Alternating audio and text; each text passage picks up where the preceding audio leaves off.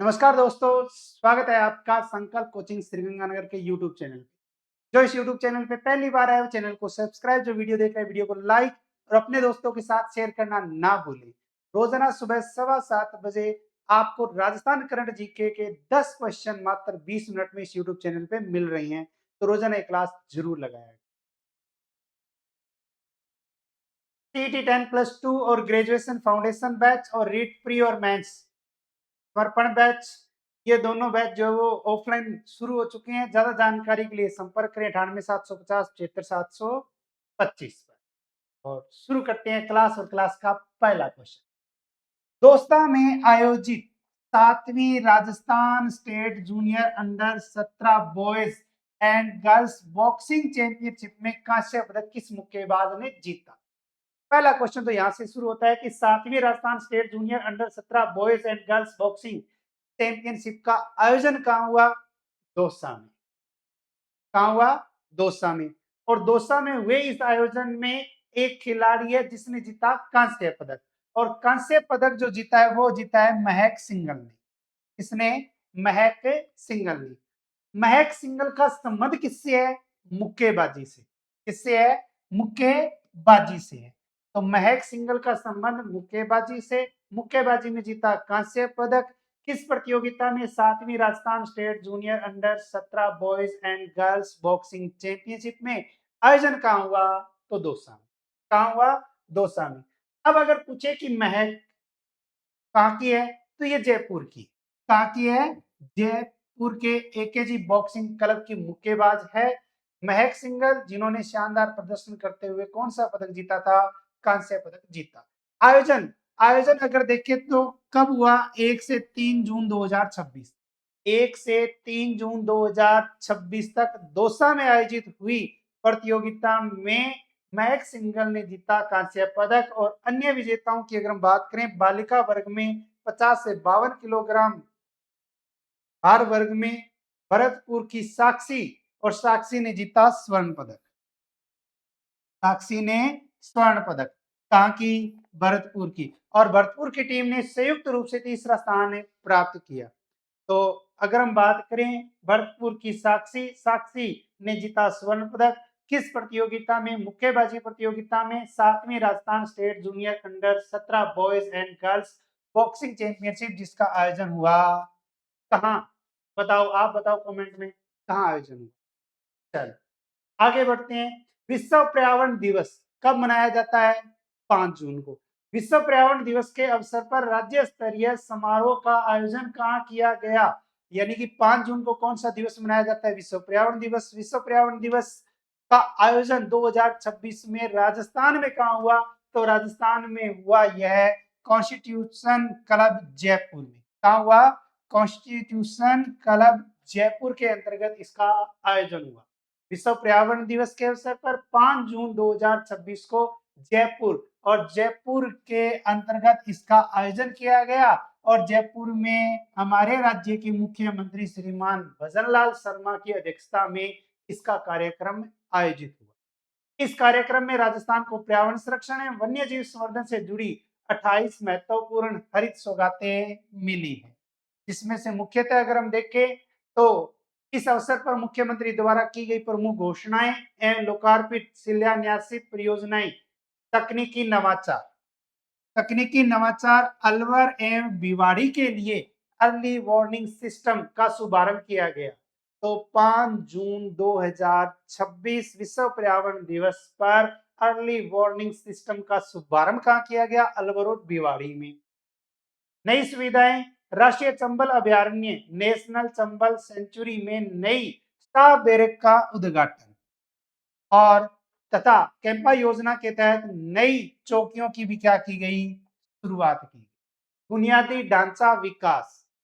5 नए क्षेत्रीय कार्यालयों का शिलान्यास एवं 7 पौधशालाओं का भी क्या किया गया? उद्घाटन किया गया। सम्मान समारोह हरियालो राजस्थान 2026 अभियान का शुभारंभ किया गया, तथा हैकाथॉन 2.0 और ग्रीन को रेटिंग प्रतियोगिताओं के विजेताओं को भी सम्मानित किया। तो हरियालो राजस्थान 2026 इसका शुभारंभ अगर देखें तो कब किया गया? 5 जून 2026। नेक्स्ट, राजस्थान के 9 बड़े शहरों में, तो राजस्थान के कितने शहरों में? 9 शहरों में चलाई जाने वाली कितनी ई बसों, टोटल संख्या अगर देखें तो कितनी है? 1150। ई बसों में से सबसे अधिक ई बसें जयपुर को मिलेगी। तो जयपुर को कितनी मिलेगी? तो पहला क्वेश्चन तो ये यहां से बनता है कि राजस्थान के कितने शहरों में, 9 शहरों में कुल कितनी ई बसें हैं? 1150। सबसे ज्यादा ई बसें अगर पूछे किसे, तो सबसे ज्यादा ई बसें हैं जयपुर को। और जयपुर को सबसे ज्यादा ई बसें जो मिली है उनकी संख्या, तो याद रख रहे हैं उनकी संख्या कितनी है? 450, यानी 450 ई बसें, इलेक्ट्रॉनिक बसें जो है वो शुभारंभ करने के बाद आती है। इसको कितनी ई बसें मिली? सबसे पहले अगर हम बात करें जयपुर, जयपुर को मिली है 450, फिर बीकानेर 125, अलवर को 100, उदयपुर को 50, भीलवाड़ा को 50, जोधपुर को 125, अजमेर को 100, कोटा को 100 और सीकर को 50। यानी कि सबसे ज्यादा अगर देखें तो जयपुर को, जोधपुर और बीकानेर 125-25 सेकेंड नंबर पे मान लो दोनों को, या जोधपुर और बीकानेर को दूसरा तीसरा मान लो, अजमेर, अलवर में कोटा, इन तीनों की बात करें तो 100 है, और उदयपुर, सीकर और भीलवाड़ा की बात करें तो 50। नेक्स्ट, प्रधानमंत्री सूर्य घर योजना में श्रेष्ठ प्रदर्शन के लिए भारत सरकार द्वारा राजस्थान को मिले पुरस्कार को किसने ग्रहण किया? एक पुरस्कार दिया गया है राजस्थान सरकार को, और यह दिया गया एक योजना के तहत, प्रधानमंत्री सूर्य घर योजना। और सूर्य घर योजना के तहत राजस्थान में जिसको पुरस्कार मिला उसका नाम आता है श्री आरती डोगरा। से दिया गया, आरती डोगरा को दिया गया है, यानी उन्होंने ग्रहण किया।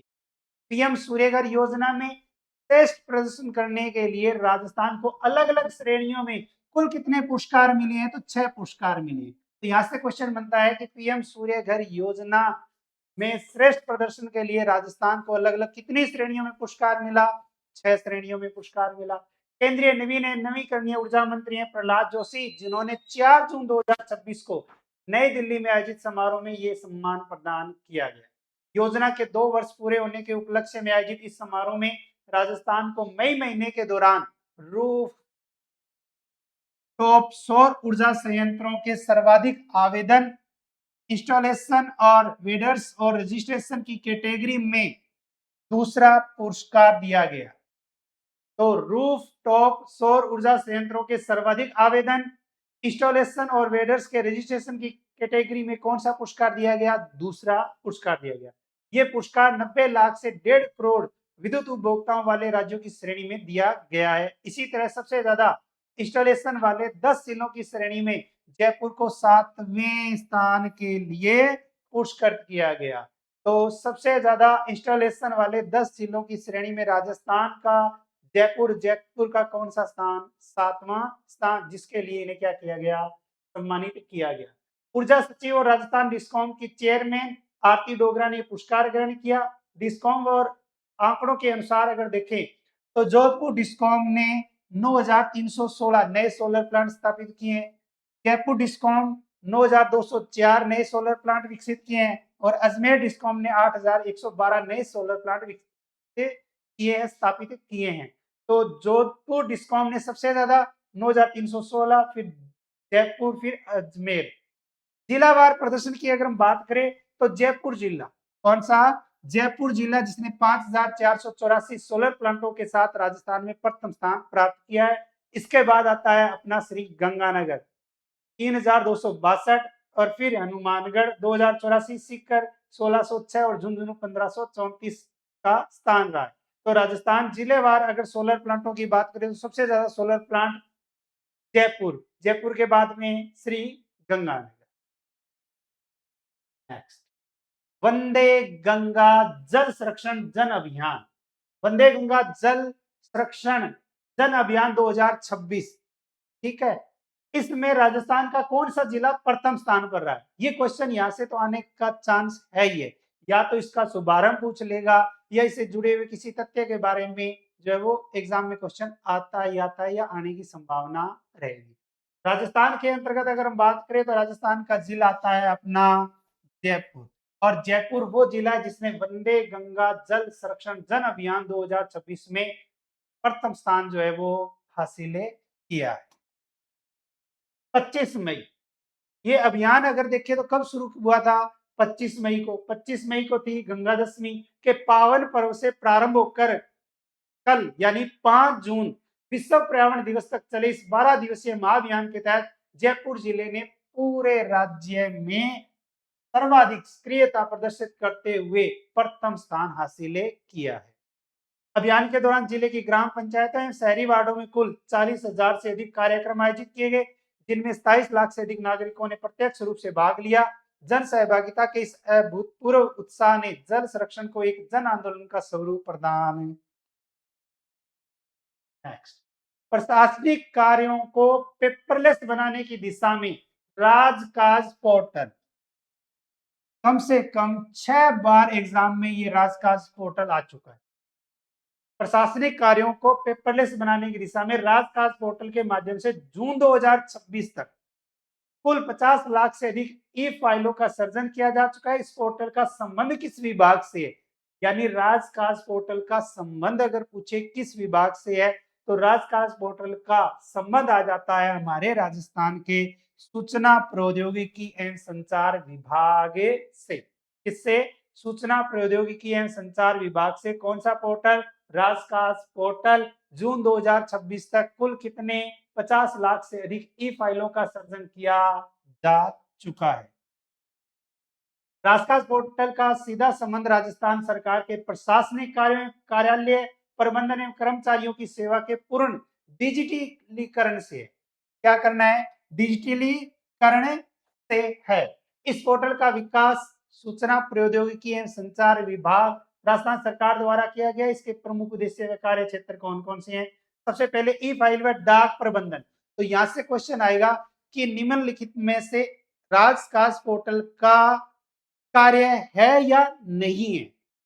नहीं है। ई फाइल एवं डाक प्रबंधन फाइलों को भौतिक रूप से संचालित करने के बजाय उन्हें डिजिटल रूप से तैयार करना, प्रोसेस करना तथा ट्रैक करना।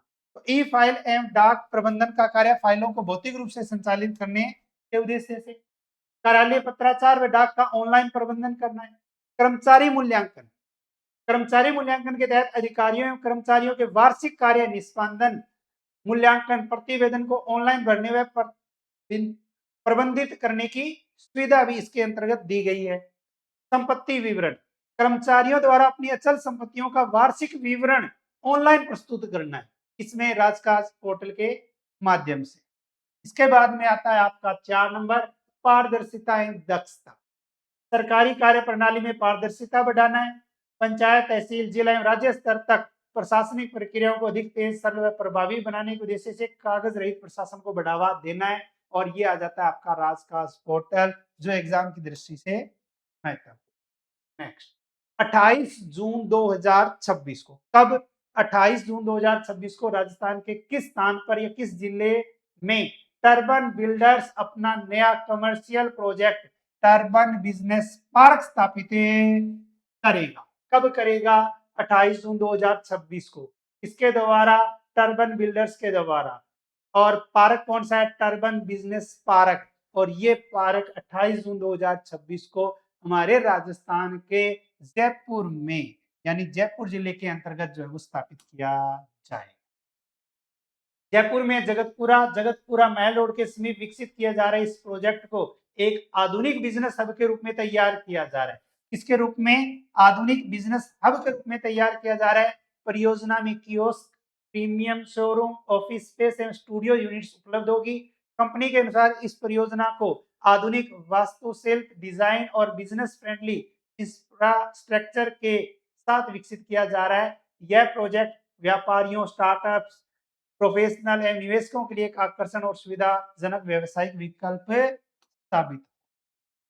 नेक्स्ट, बहुत ही अच्छा और इंपॉर्टेंट क्वेश्चन एग्जाम की दृष्टि से, इंपॉर्टेंट नहीं मोस्ट इंपॉर्टेंट। अरावली पर्वतमाला जियोग्राफी की दृष्टि से भी महत्वपूर्ण बनता है। अरावली पर्वतमाला की वैज्ञानिक परिभाषा व इसके सीमांकन का स्वतंत्र मूल्यांकन करने के लिए सुप्रीम कोर्ट द्वारा गठित 5 सदस्यीय उच्च स्तरीय विशेषज्ञ समिति की अध्यक्ष कौन है? कितने सदस्य है? पहली बात, क्वेश्चन तो यहां से बनता है 5 सदस्य। कितने हैं? 5। अब 5 में से अध्यक्षता अगर पूछे कौन करेगा तो अध्यक्षता करेगी कंचन देवी। कौन? कंचने देवी। अरावली पर्वतमाला, और अरावली पर्वतमाला के तहत जो है वो आपने थोड़े समय पहले सुना है, 100 मीटर ऊपर, 100 मीटर तक की जो पहाड़ियां, वैसे हम चर्चा कर ही लेंगे। सुप्रीम कोर्ट ने पारिस्थितिकी रूप से संवेदनशील अरावली पर्वतमाला की एक समान व वैज्ञानिक परिभाषा निर्धारित करने और भविष्य में खनन गतिविधियों को विनियमित करने के उद्देश्य से 5 सदस्यीय उच्च स्तरीय विशेषज्ञ समिति का गठन किया गया है, और न्यायालय ने समिति को 31 अगस्त 2026 तक अपनी रिपोर्ट प्रस्तुत करने के निर्देश किए। यानी कि ये रिपोर्ट कब तक प्रस्तुत करेगा? 31 अगस्त 2026 तक। मुख्य न्यायाधीश सूर्यकांत की अध्यक्षता वाली पीठ द्वारा 25 मई 2026 को पारित आदेश के अनुसार समिति की अध्यक्षता भारतीय वानिकी अनुसंधान एवं शिक्षा परिषद की महानिदेशक कंचन देवी करेगी। कौन करेगी? कंचन देवी। अब ध्यान रख लेना, अब कंचन देवी तो क्या है? अध्यक्ष है। सदस्य भी पूछे जा सकते हैं एग्जाम में कि इनमें से कौन सा सदस्य था, नहीं था या नहीं है। समिति के सदस्यों में कंचन देवी अगर देखें तो क्या है? अध्यक्ष है। अन्य सदस्यों की बात करें तो डॉक्टर सुभाष आशुतोष जी, डॉक्टर राजेंद्र कुमार शर्मा, ब्रिजमोहन सिंह राठौर और प्रोफेसर अशोक के भटनागर। समिति का मुख्य उद्देश्य है अरावली पर्वतमाला की वैज्ञानिक परिभाषा एवं सीमाओं का स्वतंत्र मूल्यांकन कर एक समान मानक निर्धारित करना है, जिससे पर्यावरण संरक्षण और खनन गतिविधियों के नियमन में स्पष्टता लाई जा सके। विवाद और 100 मीटर के मानक की जांच। इससे पहले पर्यावरण मंत्रालय की रिपोर्ट के आधार पर 20 नवंबर 2025 को एक परिभाषा स्वीकार की गई थी, जिसके तहत स्थानीय भूमि से केवल 100 मीटर या उससे अधिक भूमि ऊंची भू आकृतियों को ही अरावली माना जा रहा था। 100 मीटर। इस परिभाषा के कारण राजस्थान की 12,081 अरावली पहाड़ियों में से केवल 1,048 पहाड़ियां ही इस दायरे में आ रही थी, जिससे से बची हुई लगभग 90% पहाड़ियों पर से कानूनी सुरक्षा हटने और अवैध खनन बढ़ने का खतरा पैदा हो गया था। सुप्रीम कोर्ट ने उस पुरानी परिभाषा के क्रियान्वयन पर रोक लगा दी है। अब नई कमेटी 100 मीटर ऊंचाई और पहाड़ियों के बीच 500 मीटर गैप वाले मानदंडों की वैज्ञानिक और पारिस्थितिक वैधता का दोबारा निष्पक्ष आंकलन करेगी। काफी सुर्खियों में थी पहले भी और अब भी है। नेक्स्ट, उत्तर पश्चिम रेलवे के किस रेलवे स्टेशन पर 4 जून 2026 को जोन के पहले वाटर रिसाइकलिंग प्लांट का उद्घाटन किया? उत्तर पश्चिम रेलवे, कल हमने चर्चा की थी जयपुर, और इसका एक रेलवे स्टेशन जिस पर 4 जून 2026 को जोन के पहले वाटर रिसाइकलिंग प्लांट का उद्घाटन, और ये आ जाता है बाड़मेर रेलवे स्टेशन। कौन सा? Barmer railway station. उत्तर पश्चिम रेलवे के पहले वाटर रिसाइकलिंग प्लांट का उद्घाटन बाड़मेर रेलवे स्टेशन पर महाप्रबंधक श्री अमिताभ जी द्वारा किया गया। लगभग 2.57 करोड़ रुपए की लागत से निर्मित यह प्लांट लिनन, चादर, कंबल आदि की धुलाई में उपयोग किए गए पानी को शुद्ध कर पुनः उपयोग में लाएगा, जिससे जल संरक्षण को बढ़ावा मिलेगा तथा पानी की बचत भी सुनिश्चित होगी। नेक्स्ट, 2 जून 2026 को राजस्थान विद्युत उत्पादन निगम ने अपनी कोयला आधारित थर्मल इकाइयों से अब तक का सर्वश्रेष्ठ कितना विद्युत उत्पादन दर्ज किया? बहुत ही अच्छा ऊर्जा से संबंधित क्वेश्चन आता है, करंट के अकॉर्डिंग बहुत ही अच्छा इंपॉर्टेंट क्वेश्चन बनता है, और वो आता है 7,171 मेगावाट, 71 मेगावाट। कब तक? 2 जून 2026 को राजस्थान विद्युत उत्पादन निगम ने कोयला आधारित थर्मल इकाइयों में से अब तक का सर्वश्रेष्ठ कितना विद्युत उत्पादन, तो वो 71 मेगावाट। राजस्थान राज्य विद्युत उत्पादन निगम की 7,580 मेगावाट क्षमता वाली 23 तापीय विद्युत इकाइयों ने 2 जून 2026 को 7,171 मेगावाट विद्युत उत्पादन कर अब तक का सर्वाधिक उत्पादन रिकॉर्ड किए। यह उत्पादन निगम के गठन के बाद का सर्वोच्च स्तर है। उत्पादन निगम के गठन के बाद का सर्वोच्च स्तर है, जिसमें कुल स्थापित क्षमता का 94.60 उपयोग किया गया। इसके साथ ही सूरतगढ़ तापीय विद्युत गृह की 2820 मेगावाट क्षमता वाली सभी 8 इकाइयों ने भी 2790 मेगावाट उत्पादन कर अपना अब तक का सर्वश्रेष्ठ प्रदर्शन दर्ज किया। सूरतगढ़ तापीय विद्युत गृह उत्पादन क्षमता 2820 मेगावाट, लेकिन उत्पादन कितना किया? 2790 मेगावाट उत्पादन कर आज तक का सबसे अच्छा जो है इन्होंने सर्वश्रेष्ठ प्रदर्शन किया है। ऊर्जा मंत्री है हीरालाल नागर जी और ऊर्जा सचिव है आरती डोगरा, जिनको अवार्ड दिया गया, हमने पहले चर्चा की थी। Suratgarh super critical thermal power station Rajasthan का पहला सुपर थर्मल पावर स्टेशन है। वर्तमान में राजस्थान में सबसे अधिक बिजली उत्पादन करने वाला पावर प्लांट है। तो राजस्थान में सबसे ज्यादा बिजली उत्पादन Suratgarh super critical thermal power station. स्वामित्व और संचालन राजस्थान राज्य विद्युत उत्पादन निगम लिमिटेड के द्वारा किया जाता है और स्थापना हुई थी 1998 में। क्वेश्चन पूछा गया था और वो ये पूछा गया था कि ये किस गांव के समीप है? तो यह ठुकराना गांव के समीप और यहाँ आ जाता है प्रभात नगर।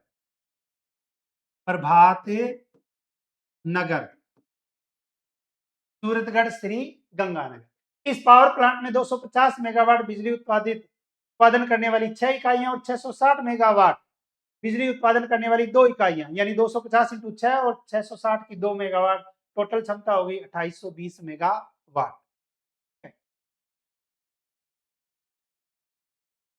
पूर्व में पूछा गया क्वेश्चन, कल आपसे क्वेश्चन पूछा गया था, पश्चिम बंगाल की पहली महिला मुख्य निर्वाचन अधिकारी नीलम मीणा मूल रूप से राजस्थान के किस जिले की निवासी है? तो ये है सवाई माधोपुर।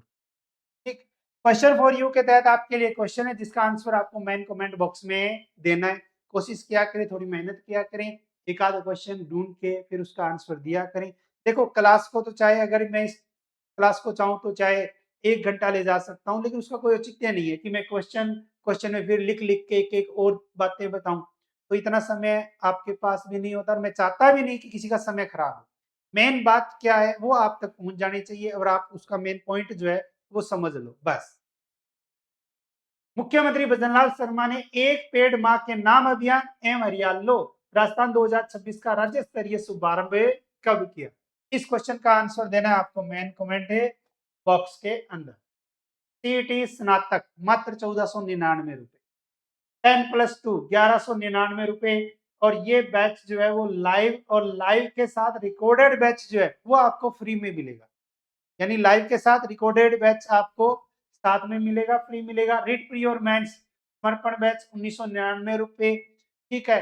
मात्र मतलब 1999 2000 रुपए का चार्ज है। रीड प्री और मेंस लेवल फर्स्ट और सेकंड दोनों जो है वो आप घर बैठे तैयारी कर सकते हैं। लाइव कोर्स के साथ रिकॉर्डेड कोर्स फ्री है। और अभी आपको बताया कि आरएस की भी भर्ती आ चुकी है, तो आरएस का कोर्स जो है वो आपको मिल जाएगा। और नहीं तो संकल्प एप्लीकेशन डाउनलोड कीजिए। संकल्प ऐप को डाउनलोड करोगे तो आपको उसमें जितने कोर्स हैं वो सभी कोर्स आपको उसमें मिल जाएंगे। नहीं तो ज्यादा जानकारी संपर्क कर लेना 8696 91 पर या 98 750 76 725। ब्रह्मास्त्र कोर्स जो अपना टोटल कंप्लीट संजय सर के द्वारा रिकॉर्ड करवाया गया है।